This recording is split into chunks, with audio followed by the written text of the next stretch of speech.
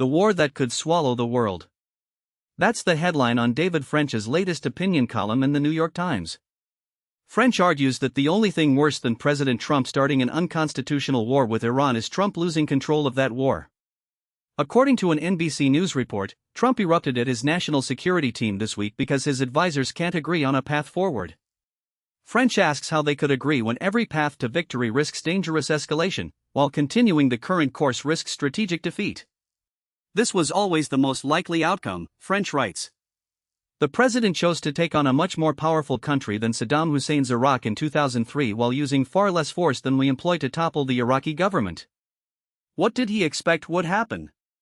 He thought he could topple a vicious, deeply embedded authoritarian regime with a few targeted airstrikes and a fantasized popular uprising, a version of his Venezuela outcome. When that strategy failed, there was no real plan B other than to bomb Iran more and hope for capitulation. On Friday, Trump said he was ordering a new round of airstrikes, reasoning that at some point Iran would say it just can't take it anymore. By Saturday, he'd changed his mind, posting on Truth Social that Iran and other Middle Eastern countries had asked him to hold off, and he agreed for the future benefit of the world and the survival of a prosperous Iran, subject to making a deal. But French says the problem goes well beyond deals. America has been so powerful for so long that we're accustomed to being in control of events, starting wars when we want and believing we can end them when we want. When French served in Iraq, as terrible as that war was, it was contained. The enemy had minimal ability to harm Americans outside Iraq.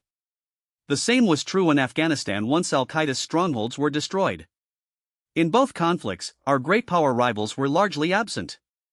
There's no such thing as a safe war, but the combination of American power, enemy weakness, and Russian and Chinese restraint meant catastrophic escalation was extremely remote. That is no longer the case.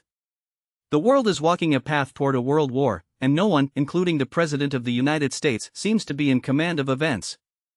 Consider these developments. Not only does Iran continue to strike American bases effectively, it has also demonstrated the ability to strike Israel directly. Meanwhile, Russia and China are not standing aside. They are actively enabling Iran. French concludes that we are in uncharted territory, and the risk of a conflict that swallows the world is real and growing. That's the argument from David French in the New York Times. Thanks for listening.